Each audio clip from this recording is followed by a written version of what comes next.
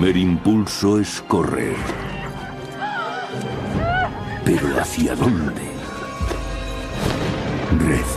Reza porque no existe el mañana. Para todos los que mueren, nunca habrá un mañana. No saben dónde esconderse, cómo salvarse, cómo sobrevivir. Los cuerpos se amontonan. Una tormenta de fuego, violencia y locura. Es la terrible venganza de Dios. Es la peste negra del medievo, el peor desastre biológico de la historia de la humanidad. Es, según el testimonio de un testigo, el fin del mundo. La peste negra, episodio 1.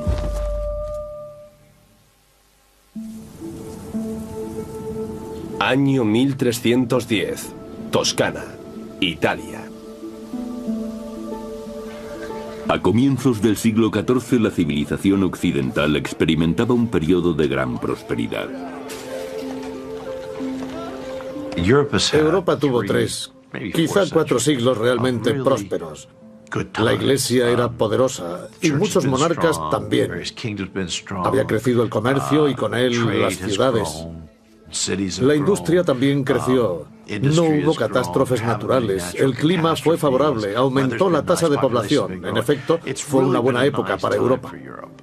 Pero esta expansión está a punto de topar con una nueva realidad. Súbitamente se produce un cambio climático. Las temperaturas descienden, helando las cosechas. Con asombrosa rapidez los años dorados llegan a su fin y las visiones apocalípticas comienzan a surgir. Llegaron los 4 jinetes del apocalipsis: hambre, plagas, guerras por doquier y la muerte, que no cesa. En la década de 1340, las guerras asolan el continente. La crisis afecta gravemente a los campesinos, pero los nobles ven la oportunidad para hacer fortuna aprovechando el caos. En el año 1333, Eduardo III de Inglaterra es ya un gobernante veterano, y su reino insular no es lo bastante grande para contener su ambición. En agosto de 1347, en Calais, el ejército de Eduardo venció contra todo pronóstico a las tropas de un rival mucho más poderoso, Felipe VI de Francia. Ahora Eduardo controla gran parte del litoral francés, pero el conflicto no ha llegado a su fin. Es el comienzo de la Guerra de los 100 años, que en realidad es una guerra mundial si tomamos a Europa como referencia, pues se ven implicadas España, Alemania, Italia, Francia e Inglaterra. Año 1347. Su rey, Inglaterra. El rey Eduardo promete en matrimonio a su hija Joan con Pedro, príncipe de Castilla. Un pacto tácito con el que podrá extender sus dominios hasta la península ibérica. La unión entre estas dos familias reales provocaría una remodelación del mapa político de Europa, haciendo de la estirpe de Eduardo la más poderosa de la cristiandad. A sus 15 años recién cumplidos, Joan no conocía a su novio ni había estado nunca en España. Como cualquier jovencita, espera que su padre haya elegido para ella un príncipe apuesto, quizá incluso amable en el trato.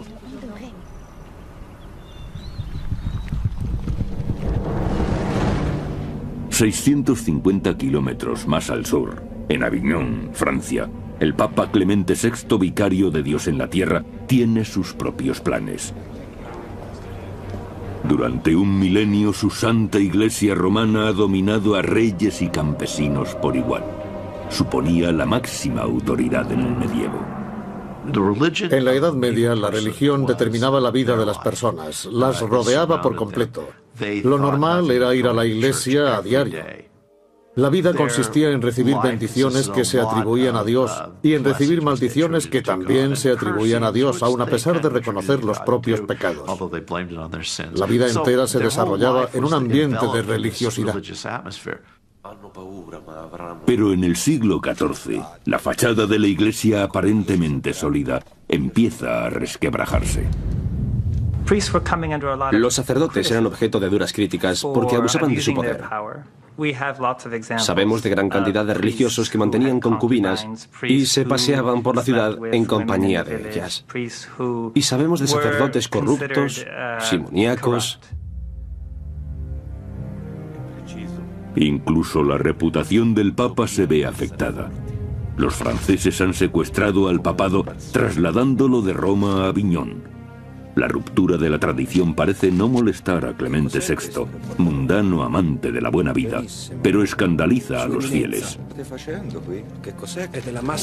En contra de los escépticos, la palabra de Clemente sigue teniendo gran autoridad, pero ¿le servirá para guiar a su rebaño cuando su mundo empiece a desintegrarse? Questo è un messaggio urgente per il chirurgo. Sí. El hombre que resultará su más fiable asesor será su médico personal, Guy de Chaliac. Es un médico de gran prestigio, relacionado con la corte desde el reinado de Felipe IV el Hermoso, a comienzos del siglo XIV. Y ahora es el médico de cabecera del Papa. En la época de Chaliac, la religión se impone a la ciencia. Tanto es así que el permiso para ejercer como médico solo se puede conseguir después de haber estudiado teología. Pero ni los libros de ciencia ni la Biblia pueden preparar a Chaliac para el horror que se avecina.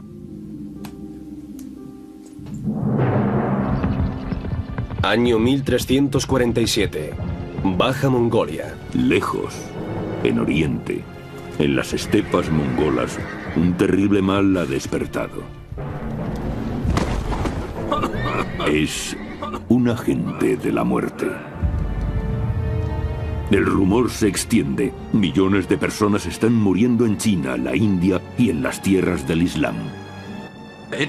Es muy interesante comprobar que estos rumores procedentes del este llegaban acompañados de descripciones apocalípticas sobre los orígenes de la epidemia. Se hablaba de hechos tales como una lluvia de ranas y serpientes, tormentas con fuertes granizadas y rayos, y finalmente un humo hediondo y truenos espantosos. Antes de 1347 los mongoles parecían imparables. Su predominio en Oriente se mantuvo durante casi 150 años. El imperio mongol se extendía desde las cimas del Tíbet hasta más allá del Volga, y desde Beijing hasta Constantinopla. Lo más importante es que abrieron el comercio entre la Europa occidental y China. Y se pudieron seguir rutas a través de Asia Central, gracias a lo cual, especialmente en la segunda mitad del siglo XIII, hubo un periodo de expansión del comercio europeo en Oriente. Pero los mongoles, si bien mejoran las comunicaciones, plantan también la semilla de la destrucción. Las rutas terrestres abiertas por los mongoles a través de su imperio unificado fueron útiles para el transporte de artículos de lujo, especias y seda sobre todo, pero hubo también otro tipo de mercancía que siguió esa ruta, la peste. Implacablemente la peste se arrastra por las estepas, acabando con poblados enteros y dejando tras de sí cuerpos hinchados con bubas malignas.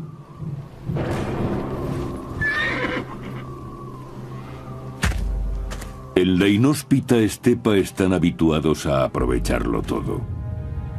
Los objetos valiosos como pieles y mantas se conservan.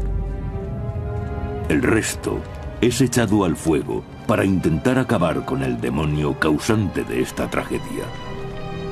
Pero el demonio viaja oculto en el botín. En 1347, cientos de miles de personas viajan a Occidente, a la pujante ciudad de Ginebra. Un criado se prepara para un peligroso viaje. Año 1347. Ginebra, Suiza. En el seno de una sociedad conformada por la doctrina de la Iglesia cristiana, este hombre ya está en peligro. Su nombre es Agimet y es judío. Los judíos necesitaban una invitación, un permiso expreso del rey para entrar en una ciudad. Su estatus no era comparable al de ninguna otra persona, ya que pertenecían y dependían directamente del rey o de un personaje de alta jerarquía como un obispo. Por orden de su rey, Agimet se aventurará más allá de las montañas, a cientos de kilómetros, hasta Venecia, donde podrá adquirir objetos de lujo desconocidos en los mercados ginebrinos. Pero esta expedición también le hará conocer el mayor desastre de la historia. En Inglaterra, a más de 2000 kilómetros al oeste, un jinete se aproxima al término de otro pavoroso viaje. Es un trovador. Ha viajado durante semanas desde España. Es un regalo del príncipe de Castilla para distraer a su prometida, la princesa Joan. El trovador la deleitará con canciones de amor durante el viaje de vuelta hasta Castilla. Un romántico gesto para complacer a una muchacha en la flor de la vida. En su viaje a la península ibérica, Joan y su séquito quieren detenerse en la costa francesa para visitar sus propiedades de la región de Burdeos. De los 12 hijos de Eduardo III, Joan, la preferida, ha podido permitirse todos los caprichos que le han apetecido en su corta vida. Para este viaje, llena un barco entero con su ropa. Además de distinguidos clérigos y diplomáticos, 100 remeros contribuirán a la protección de la preciosa carga. Pero tanta precaución resultará inútil. Al cabo de un año, la mayoría de los integrantes del viaje habrán muerto. El mal aparece aquí, en la espalda de un polizón. Una plaga irrefrenable que desintegrará este hermoso mundo.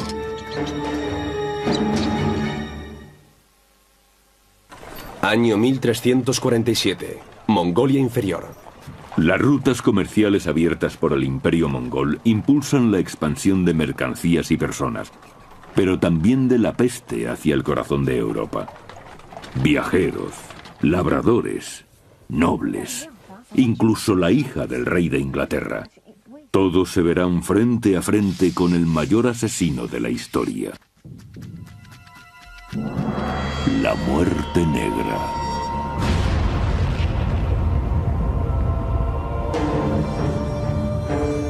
El término de las rutas comerciales mongolas es la ciudad portuaria de Kaffa, en el Mar Negro, punto de partida de los barcos mercantes con destino a Italia. En 1347 los mongoles atacan la ciudad cristiana de Kaffa con la esperanza de dominar tan estratégico enclave.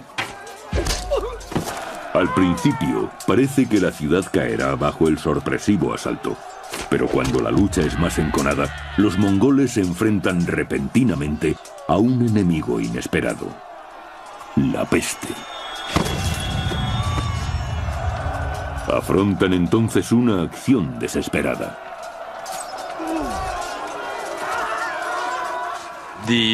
Los mongoles contrajeron la peste y debían abandonar el sitio, pero antes de retirarse decidieron catapultar sus cadáveres hacia el interior de la ciudad con el fin de propagar la plaga entre sus enemigos, contagiándola a todos los habitantes de la ciudad. Al parecer así fue como los mongoles transmitieron la peste a los europeos. Se podría considerar el primer caso histórico de guerra bacteriológica. Aunque la forma de transmisión seguramente es una leyenda, lo cierto es que la peste se extendió por la ciudad de Kaffa. La peste avanzó muy lentamente para tratarse de un mal epidémico. Dada la vastedad de las estepas y la escasez de población, tardó unos 15 años en llegar a Kaffa. Pero si bien estos hechos parecen claros, sigue surgiendo una pregunta. Tras un arranque tan lento, ¿cómo se extendió tan rápidamente la plaga por Europa? Muchos historiadores creen que viajó en un barco mercante que se dirigía a Europa, y su primera escala fue la isla de Sicilia.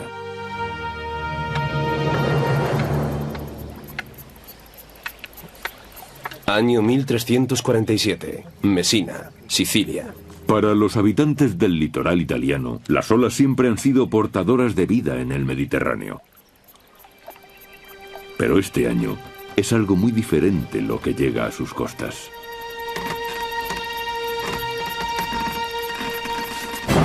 ¡Ah! ¡Oh mio Dio! ¡Andiamocene via! ¡Andiamocene! ¡Aspettami! En los puertos de Italia fondean los barcos procedentes del Mar Negro. A bordo transportan algo horrible. Bajo cubierta, los nativos encuentran un cargamento de cadáveres. Los pocos supervivientes dicen llevar la enfermedad pegada a los huesos. Mio Dio, che male è questo? Cuando los habitantes de la ciudad comprenden el peligro, pretenden que el barco salga del puerto, pero ya es demasiado tarde. La peste ha desembarcado y las primeras muertes no tardan en llegar. No se trata de una enfermedad cualquiera, es dolorosa y repugnante. Sus víctimas tienen una fiebre altísima y sufren horriblemente. Al principio debió ser difícil diagnosticar la enfermedad a partir de sus primeros síntomas, tos, fiebre, escalofríos. Luego se producía una fuerte subida de temperatura. Y después, en un segundo brote, aparecen unas bubas que no tardan en desarrollarse.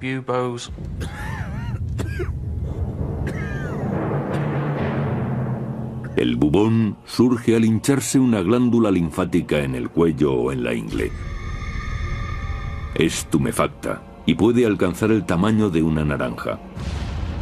Serán estas bubas las que harán pensar que la peste bubónica es la causa de la muerte negra.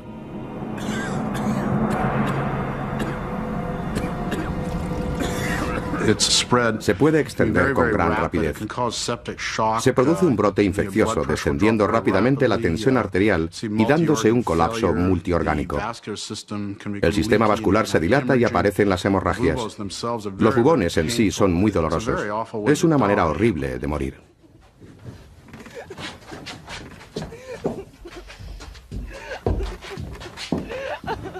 Tras las primeras muertes, los habitantes de la ciudad siciliana de Messina pronto descubren que la nueva enfermedad no solo es horripilante, sino también contagiosa.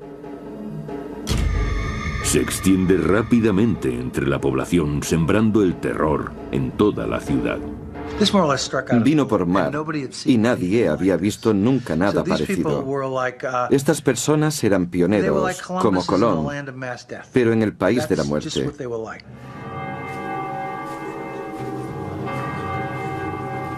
Mientras la plaga asola la ciudad de Messina, a los supervivientes solo les queda una última esperanza: suplicar a la Santa Madre de Dios.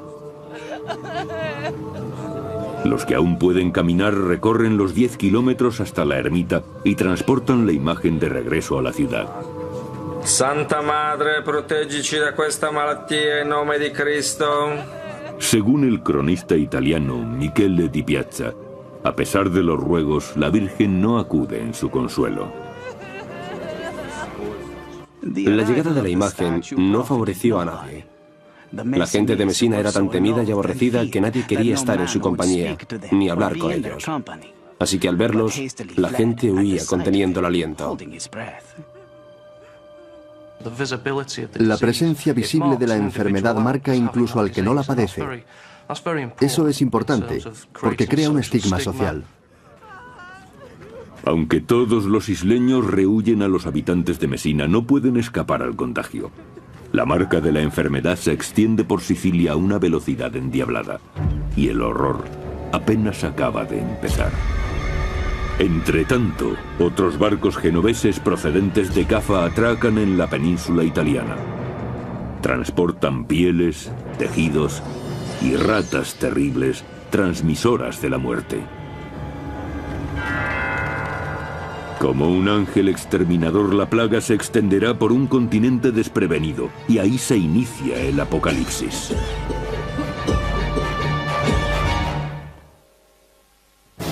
Año 1347. Messina, Sicilia. Ahora Europa se enfrenta a la mayor amenaza jamás conocida por la humanidad. De forma veloz y mortal. Pareciera no venir de ninguna parte y de todas a la vez. Cuando llega a las costas italianas, la gente está totalmente indefensa.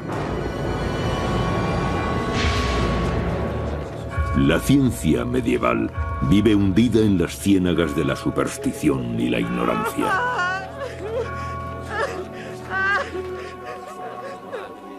Año 1347. Aviñón, Francia. Guy de Sillac es el cirujano de Felipe VI, rey de Francia, así como del Papa Clemente, que reside en Aviñón. Conocido por su gran inteligencia, fue discípulo de los mejores médicos de Europa en el monasterio de Montpellier. Sus técnicas, como la sangría con sanguijuelas, están destinadas a restaurar el equilibrio corporal del paciente. Las teorías médicas preconizaban el equilibrio de los elementos y especificaban qué tipo de equilibrio necesitaba el cuerpo para mantener la salud. Y la peste era considerada una alteración del equilibrio normal del cuerpo. Curiosamente, una alineación inusual de planetas precede al desastre. Para la mente medieval fue una explicación lógica del desequilibrio. Decían que la conjunción de los tres planetas Júpiter, Marte y Saturno había originado efluvios malignos en el aire y que estos vapores nocivos habían afectado la constitución de los hombres, provocando que sucumbiesen a la peste.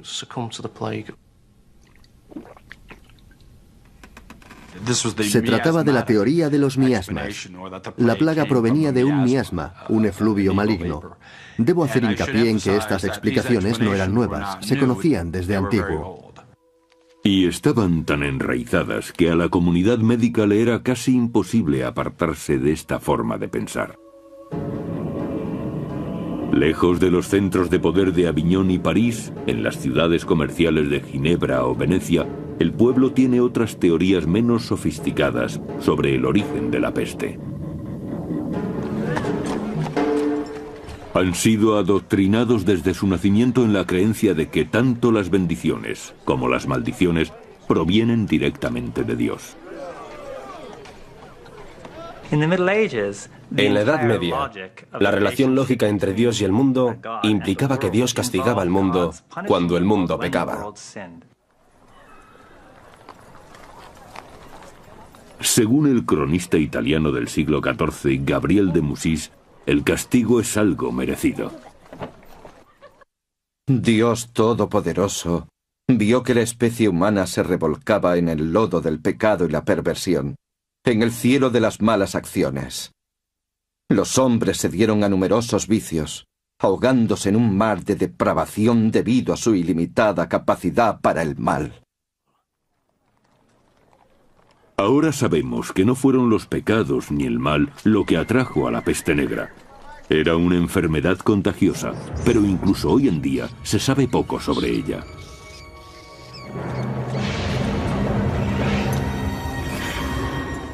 «600 años después, historiadores y científicos siguen buscando respuestas». El quid de la cuestión radica en la forma de transmisión de la enfermedad, cómo se propaga y qué condiciones se dan para que esto ocurra. Se dan un cúmulo de circunstancias que emergen en un lugar y en un momento determinados. Durante más de un siglo, la teoría más comúnmente admitida apuntaba que la llamada muerte negra era la peste bubónica. Causada por una bacteria llamada Yersinia pestis, es transmitida por pulgas y requiere un entorno muy particular para desarrollarse. En muchos sentidos, la Europa medieval parecía cumplir estas condiciones. Aglomeraciones urbanas, basura en las calles, un entorno insalubre en el que proliferaban las ratas y con ellas también las pulgas.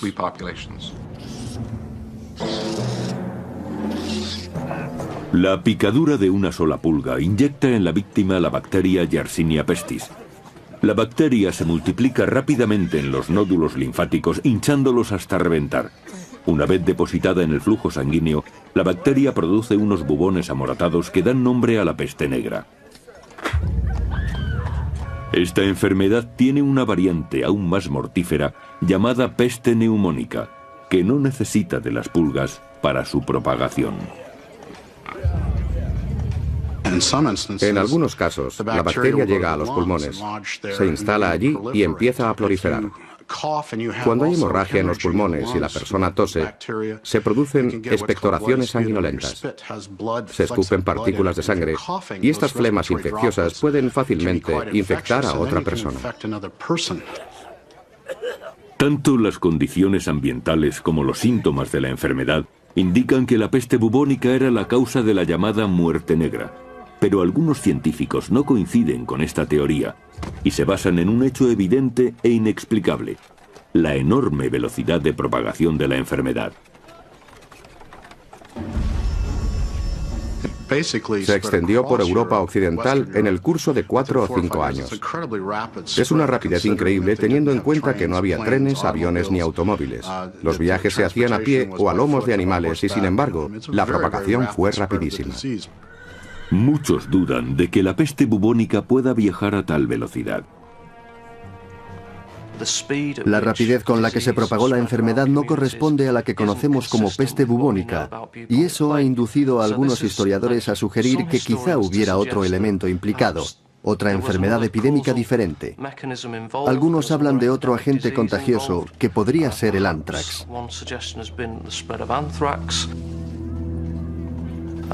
También hay expertos que piensan que podría haberse tratado de un virus tipo ébola.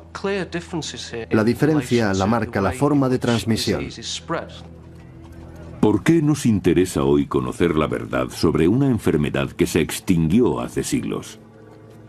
Muy simple. Comprender la peste negra podría ser fundamental en nuestra lucha contra las próximas catástrofes que se ciernan sobre la humanidad. Pero hasta hace muy poco, parecía que las claves del misterio habrían muerto con las víctimas de la pandemia. Pero, ¿fue realmente así? En Montpellier, Francia, un enterramiento múltiple de 650 años de antigüedad permite a la moderna tecnología seguir aquel rastro que parecía perdido. Año 2003, Montpellier, Francia. Un equipo de investigadores franceses exhuma cuerpos de víctimas de la peste, ampliando nuestras miras desde una nueva frontera científica. Los estudios sobre la peste negra están todavía en sus inicios, porque se decía que no dejaba huella en los cadáveres, que era lo único que teníamos, pero que no conservaban tejido corporal. Pero ahora con el ADN también es posible estudiar los huesos. Este tema es controvertido, pero la posibilidad de ampliar nuestros conocimientos está ahí. Los científicos indagan en busca de un tesoro biológico: los dientes. Como un cofre hermético, un diente encierra el ADN que fluye en la sangre en el momento de la muerte, incluyendo quizá el agente causante de la misma. Hemos encontrado algo. Creo que es importante. Los dientes están intactos. Extrajeron los dientes de la mandíbula y examinaron la encía en busca de la bacteria de la peste, la Yersinia pestis. Según los resultados, el ADN correspondía a la de la Yersinia pestis. Pero se trata de un solo ejemplo, la única prueba objetiva de que la peste negra podía haber sido causada en verdad por la bacteria Yersinia pestis. Los resultados de dichos estudios nos acercan un poco más a la solución del misterio. Pero hay que seguir investigando y examinar más tumbas. El trabajo científico debe continuar. Año 1347, Aviñón, Francia. A Guy de Chilhac, eminente médico del siglo XIV, los términos pulgas letales y ADN le sonarían tan grotescos como la confluencia de planetas y la cólera divina a nosotros. Él solo cuenta con la astrología y con su ingenio para combatir al mayor enemigo conocido por la humanidad hasta entonces.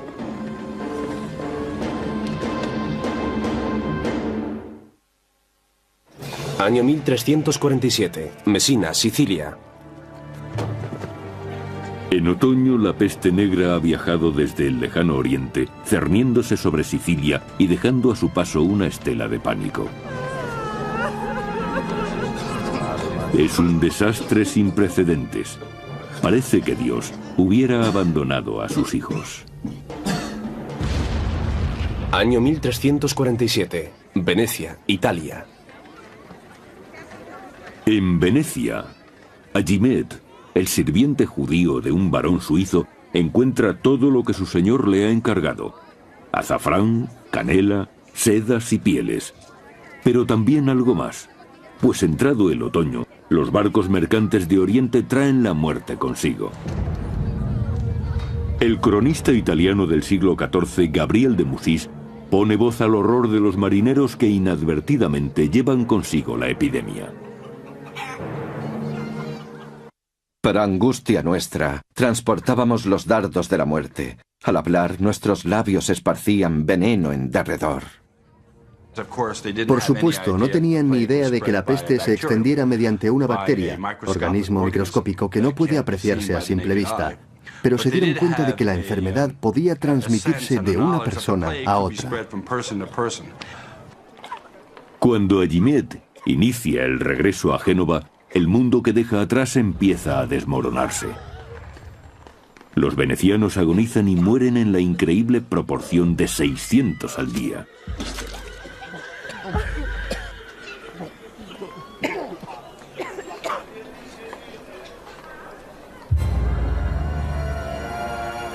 En enero de 1348, la peste entra en Francia a través del puerto de Marsella. Viaja en barco. Por vía marítima también se traslada a España. En Barcelona perece el 60% de la población. Imaginemos una persona, un marinero que trabaja en los muelles, por ejemplo, que es picado por una pulga infectada. Subirá al barco y seguirá con su trabajo normalmente, pero al cabo de unos días se enferma. Se trata de personas que se trasladan de una parte a otra antes de enfermar.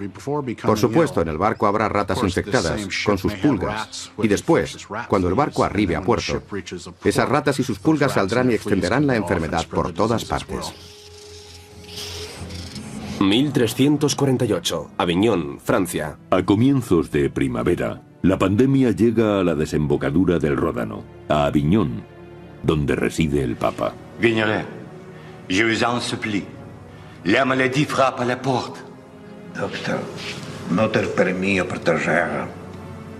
Aunque Guy de Siliac le apremia para que huya, Clemente VI se niega a abandonar su palacio. En agosto de 1348 la peste alcanza París y la mitad de su población muere. Cuando se acerca a Burdeos también llega allí la princesa inglesa Joan, después de su travesía marítima. Año 1348, Burdeos, Francia. Permanecerá unos días en la residencia familiar, continuando después hasta Castilla para encontrarse con su príncipe. Joan es quizá la mujer europea más protegida en estos momentos, pero los arqueros y las murallas no pueden defenderla de un enemigo invisible. No, no, no! Vous ne pouvez pas passer ici! No! C'est trop dangereux pour la princesse! Como un fantasma, la peste ataca sin ser vista, aniquilando familias, vecindarios, la abadía local, toda la ciudad.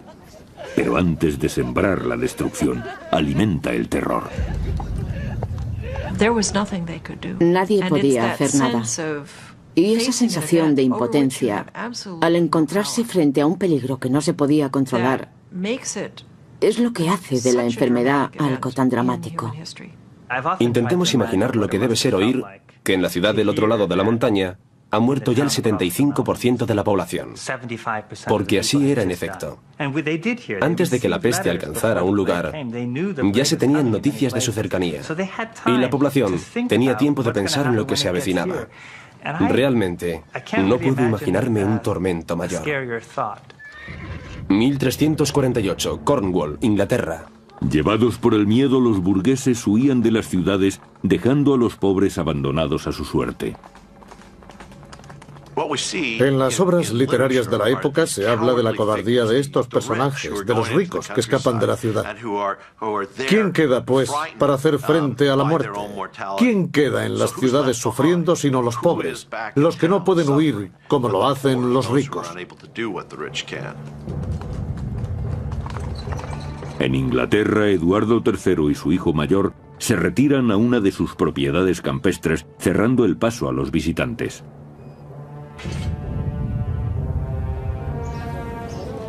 Pero la lejanía de las grandes poblaciones no parece proteger a los siervos que trabajan en el campo, que yacen a montones sobre la tierra, en los caminos y en sus chozas. La gente vivía en una pobreza extrema, en casas con techos de chamizo. El ganado convivía con ellos. Las condiciones higiénicas eran absolutamente nulas. Había suciedad por todas partes. Un ambiente ideal para que las ratas y las pulgas proliferasen. Año 1348. Siena, Italia. Cuando la situación empeora, también la Iglesia parece abandonar a su rey. Por temor al contagio, algunos sacerdotes se niegan a administrar los últimos sacramentos a los moribundos.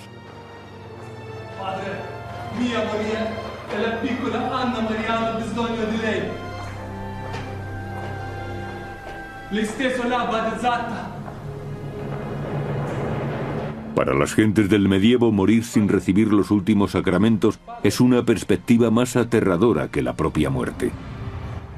Pero cuando el número de víctimas va en aumento y hay más sacerdotes que sucumben a la peste, el obispo de Bath hace una curiosa declaración. Si una persona en peligro de muerte no puede ser asistida por un sacerdote, deberá confesarse con un hombre laico, o si no hay ningún hombre presente, también servirá una mujer. En estas circunstancias el instinto de supervivencia supera a los sentimientos heroicos. Ni siquiera los lazos familiares pueden unir a sanos y enfermos, como atestigua un gran escritor de la época, Giovanni Boccaccio. Los familiares no merecían más cuidado que los perros. Les arrojaban comida y bebida al lecho y después se les abandonaba. Al principio, si una persona enfermaba, la familia se ocupaba de ella y los vecinos colaboraban. Pero al advertir el contagio es fácil imaginar que pronto todos dejaron de ayudarse. Cuando ves que una de cada 3 personas muere, eso lógicamente afecta a tu mentalidad. Por supuesto, influye el temor, porque todos se preguntan, ¿seré yo el próximo? ¿Me atacará la peste a mí también? ¿Me llegará a través de mi padre, mi hermano o mi hermana? A esta falta de compasión se refiere el cronista de Siena, Agnolo di Tura. El padre abandonaba a su hijo, la esposa al marido, un hermano a otro, porque esta enfermedad flagelaba igualmente al cuerpo y al alma, y así morían. La tasa de mortandad era tan alta que la fe de las personas se veía afectada hasta lo más hondo. Las enseñanzas que habían recibido de la Iglesia parecían no consolar a nadie, parecía que no fueran aplicables a esta situación. La muerte rondaba por todas partes, nada tenía sentido. Los cimientos de la sociedad se desmoronan. Nadie sabe cómo recomponerlos. Era la venganza de Dios por la depravación y los pecados de los hombres. ¿Qué mejor manera de responder que mediante actos de penitencia extraordinarios para borrar esos pecados? Y así el pueblo aterrorizado siguió a los fanáticos que se castigaban a sí mismos en una brutal imitación del sufrimiento de Cristo.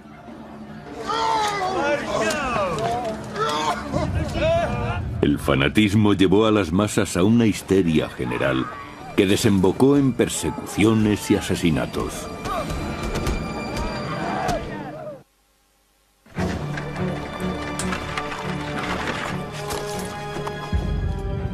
En 1348, la peste negra que partiera de Sicilia llega a Inglaterra en barcos mercantes plagados de ratas.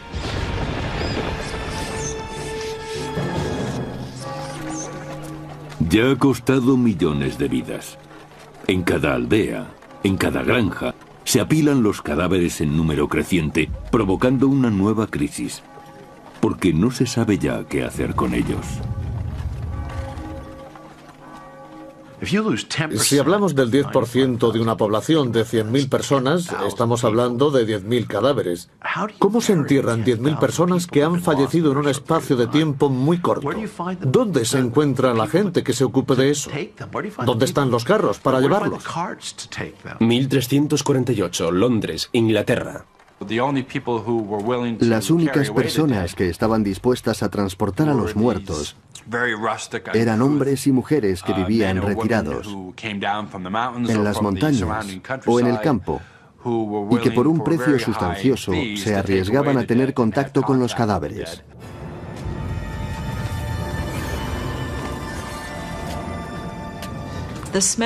El hedor debía de ser espantoso. Y la gente trataba de combatirlo haciendo fuego y vertiendo en él algo dulce. Así pretendían enmascarar la fetidez del ambiente. Tampoco podían hacer mucho más. Durante el verano de 1348, en Londres, hay que buscar enterramiento para casi 300 cadáveres al día. Y en Aviñón es todavía peor. En solo 6 semanas, 11.000 personas son enterradas en un solo cementerio. Se decide entonces que el Papa bendiga el Ródano y los cadáveres incontables reciben sepultura anónima en el río. Pero quizá eso sea preferible al enterramiento en masa que se practica en Italia. Los enterraban por capas, como en una lasaña. Echaban una capa en el fondo, un poco de basura encima, más cadáveres, más basura, una tercera capa y los cubrían. En la región de la Toscana, en Siena, la mortandad es ya incontrolable. La mitad de la población ha caído víctima de la peste. Un ciudadano de Siena, Agnolo di Tura, se lamenta amargamente. Sus palabras siguen pareciendo sobrecogedoras 6 siglos y medio después. En muchos sitios se cavaron profundos pozos y los llenaron de cadáveres. Y cuando esas zanjas y esos pozos estuvieron repletos, cavaron otros nuevos. Yo, Agnolo di Tura, he enterrado mis 5 hijos con mis propias manos. Tanta gente murió que todos creían que había llegado el fin del mundo. A pesar del riesgo personal, algunos valientes deciden combatir el caos. 1348, Aviñón, Francia. Muchos médicos han abandonado a los enfermos para salvar su propia vida. Pero no Guy de Chiliac. Él se quedó. Yo creo que no fue tanto cuestión de valentía como de curiosidad científica. Quería saber en qué consistía ese demonio, cómo actuaba. Guy de Chauliac hizo lo que haría un investigador actual. Cuando no comprende la enfermedad, toma parte en ella, ayudando a sus compañeros para buscar el origen. Y después escribe sobre ello. En su interesantísimo diario, el médico redacta un minucioso catálogo de todos los síntomas del mal, y también de su progresión, tomando nota de aquellos tratamientos que parecían ser más efectivos. Al parecer, en el verano de 1348, Guy de Chiliac prescribió el fuego para prevenir al Papa Clemente VI del contagio. A cada lado de la silla papal son colocados 4 grandes barreños llenos de aceite y se les prende fuego. Se erige un muro de llamas contra los estragos de la peste. El Papa se aisló de la sociedad, por así decirlo, recluido en una habitación interior y custodiado por el fuego. Clemente se oculta en su propio infierno, todo con el fin de mantenerse fuera del alcance de la peste.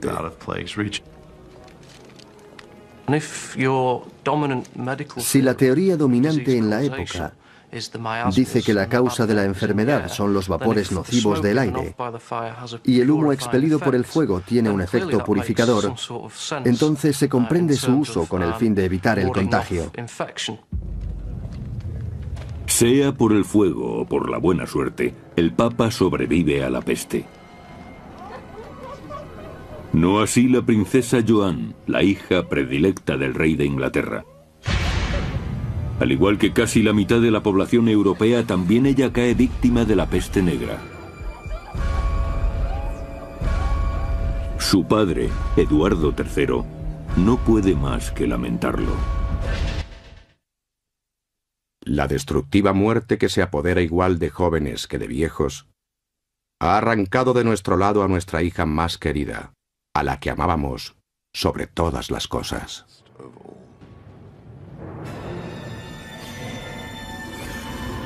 Han desaparecido todas las fórmulas palaciegas y solo escuchamos a un ser humano, a un hombre afligido publicando su dolor. La sinceridad de sus palabras es patente 700 años después, a pesar de su tono autoritario.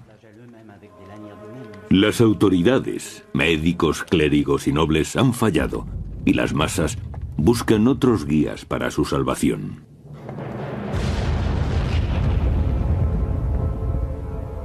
En la región de Renania, en Alemania, los fieles actuarán por su cuenta.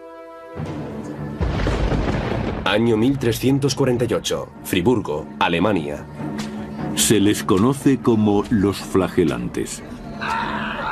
Son fanáticos que creen que Dios se apiadará de ellos si remedan la pasión de Cristo.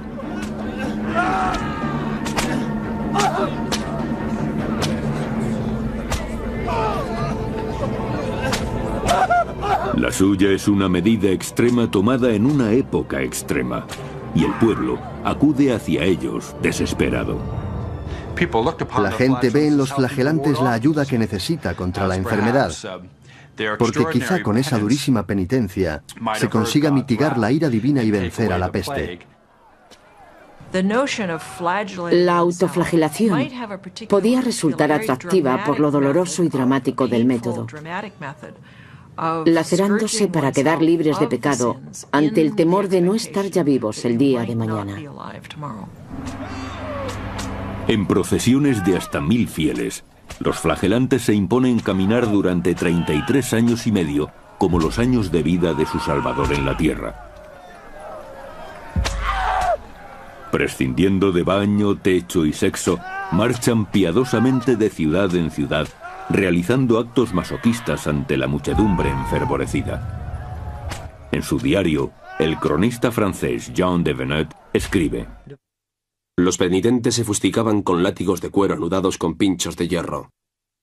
Algunos sufrían graves heridas entre los omoplatos y algunas mujeres medio locas recogían la sangre con sus propios vestidos y se los pasaban por los ojos, porque decían que esa sangre era milagrosa.